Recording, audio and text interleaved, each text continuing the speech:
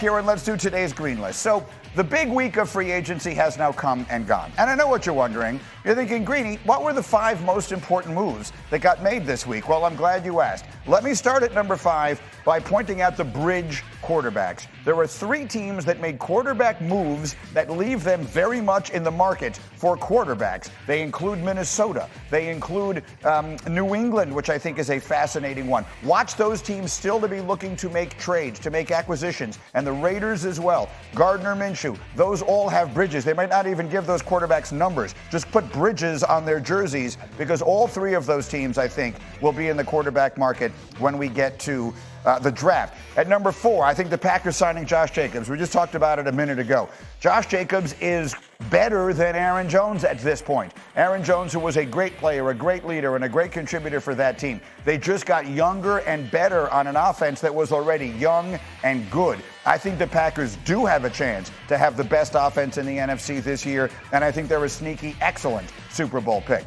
At number 3, I love the Ravens signing Derrick Henry. I'm going to expand on what Dominique Foxworth just said about the pressure that it takes off Lamar Jackson. Do you know who the Ravens' leading rusher was last year? It was Lamar Jackson. When your quarterback is your leading rusher, that is a recipe for disaster. They were this close to being a Super Bowl team last year. I get it, but everyone doesn't start where they left off. They start at the beginning. Derrick Henry is an outstanding acquisition. So is Saquon Barkley. I put him at number 2. I've been saying it for weeks. Saquon Barkley is going to have a McCaffrey-esque impact on Philadelphia. Football has never been as easy for him as it's going to be now with all the other weapons around him. Dan Orlovsky said it that way on this show on Monday, and I think he was exactly right. Saquon will have a huge impact in Philly. That team will win the division. But at number 1, I'm going to go the Atlanta Falcons signing Kirk Cousins. I know it's obvious because he's a starting quarterback, and that's always the most significant thing. But the reality is that team was Kirk Cousins away from being genuinely excellent. To be as decent as they were, with coaching as bad and quarterback play as bad as they had in what was already a very winnable division, I think that Kirk Cousins makes them an 11-win team this year and a legitimate Super Bowl contender in the NFC. The defense already isn't as bad as people think, and it's going to get a lot better. They have the 8th pick. Come on in here, guys, and have at me. They have the 8th pick in the draft this year, which they can draft a pass rusher like Dallas Turner from Alabama, whoever they want. I think the Falcons are a legitimate Super Bowl contender in the NFC. Bartholomew, why are you shaking your head like that? I mean, I see a big void on this list. And, I rock with you, Green. We down like 4 flats. Yes, but there's no defense on it. Well, I think the move by Houston with Danielle Hunter, being able to get somebody else that can hunt the football, opposite Will Anderson, a team that has a lot of salary cap space, that has a great defense, great offense. They were one defensive pass rusher away to play with that big lead. I think Danielle Hunter going to Houston should be number 1 on your list. Fair enough. Graziano? You got to know your audience. You got no defense on here. You got 2 defensive players on your show today. That's right. You got to throw Brian Burns to the Giants on there or something, right? Just to give these guys a little bit. But I also think the problem is that my audience is not these 2. Right. It's everyone else. Good point. And all of them are excited about Saquon and hear about Danielle Hunter. To your point, I think I got some hipster picks that I like a little bit more too, especially with the Eagles. I love the Barkley addition, but I think Chauncey Gardner-Johnson and getting White at the linebacker, that was the issue last year. The issue wasn't the depth of their running game. The issue was their linebackers and safeties were having a real hard time tackling and covering people. So those Shaq Leonard retired and didn't But tell let's nobody. go back to my primary argument. Yeah. I believe the Atlanta Falcons, with Drake London, who was drafted ahead of Garrett Wilson and no one batted an eye, with Kyle Pitts, who was supposed to revolutionize the tight end position, with Bijan Robinson, who was the best running back prospect in a decade, with a good offensive line and an improving defense. Kirk Cousins, I think that team was Kirk Cousins away from being a Super Bowl contender, and now they have Kirk Cousins. They'll get knocked out in the first round by the Lions. Did you see DJ Reader going there? That's a big move yesterday, and they made the trade for the corner. You like the Lions' weapons better or the Falcons' weapons better? I like the Lions team mentality, that dog that they got, and they got a bunch of money. DJ Reader, they were DJ Reader away, and all they have to do is try and get a pass rusher opposite of Hutchinson, I think the Lions really got better. This changes every second. Every second, somebody else is getting. It's not like Kirk Cousins didn't have anybody around him in Minnesota. Right. Like those, and he had a monster weapons. He was putting up monster and their defense numbers. couldn't stop anybody, and I don't know if the Atlanta Falcons defense can stop anybody. I don't know if the Lions defense can stop it. They got DJ Reader yesterday. That's a big deal. The Falcons defense got a lot better last year, and I think they'll continue to do so when they added Jesse Bates. I think the Lions is a good comparison because it's a similar situation where they have a lot of talented weapons, a good offensive line. The Lions' offensive line is great, but the Falcons' offensive line is good, and a quarterback who we think is not great, but we can trust. I think Kirk Cousins makes them a lot better. Are they better than the Lions? Are they better than Philadelphia? Are they better than Dallas? Are they better than San Francisco?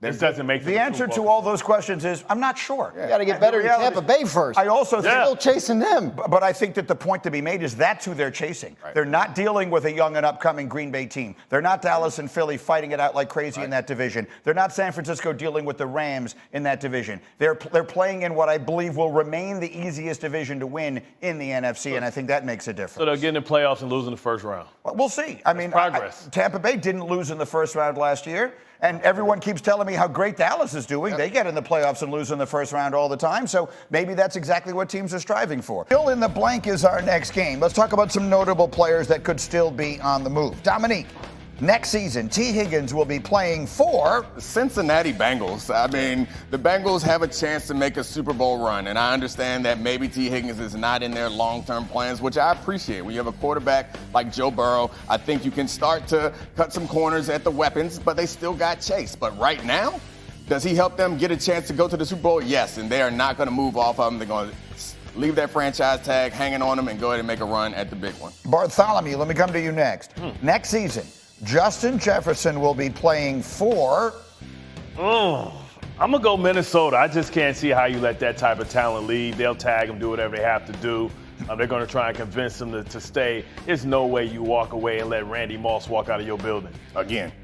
I mean, what you could trade him for, maybe the biggest trade haul in the entire NFL for a team that feels like it needs to rebuild. There's no sense to be made in that. They should trade him to the Cowboys, get revenge for the Herschel Walker trade.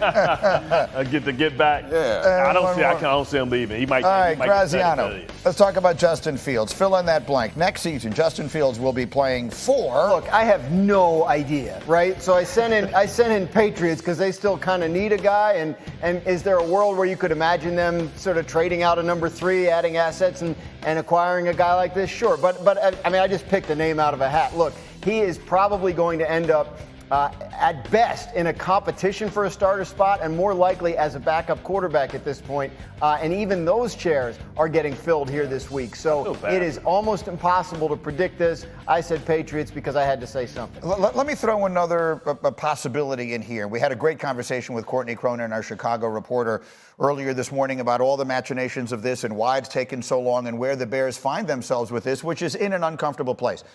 But someone was making the point this morning that the New York Giants, who of course signed Drew Lock, so they bring him in, they may be discouraged from playing Daniel Jones at all this year for financial reasons. He's guaranteed $35 million this year. But there's an injury guarantee of another $23 million in 2025. So if he were to get hurt and couldn't pass a physical in March of 25, they would have to technically pay him that. You don't see it often. Look, but to make the point, I get what you're saying. Daniel Jones has never gone through an entire season healthy practically. Right. So him getting hurt feels like a likelihood, and everyone has been talking about that contract like, well, after 2 years they get out of it. Right. Not if he gets hurt, they don't. Right. I don't think the Giants are in position to give away a season. So I'll say this. If Daniel Jones is healthy to start the season or at any point this season and they deem him the best option, I believe he will play.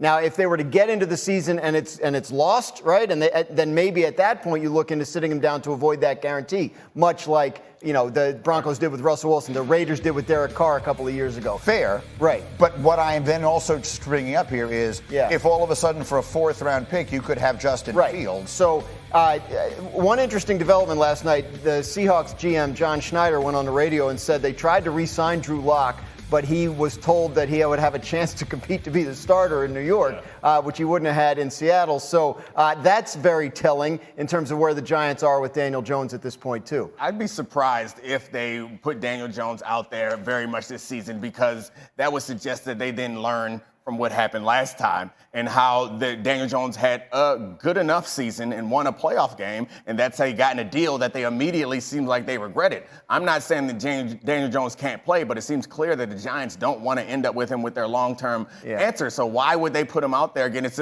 similar to the Justin Fields situation, is why would you put him out there and hope that he has success so that you can then be stuck with a imperfect decision? Yeah, because if you're around in this market, you understand it's weird that Daboll won Coach of the Year, but now his job is on the line because of some of the things and reports that came out about how the staff was perceived. So now he's a coach that's under pressure in Joe Shane to win and produce now. They go out and they make the big splash for Brian Burns. We don't know what Daniel Jones really is. We know that we heard the Rich Eisen report saying that, hey, they heard it at the combine that maybe they were over Daniel Jones and it was a bad contract. But they gave him that contract because they were forced to, because he won a playoff game with not a subpar roster. Now we anticipate that they're going to go out and maybe make a big splash for Malik Neighbors. But I think maybe in the draft it's a safer way to go. Maybe if a Michael Penix Jr.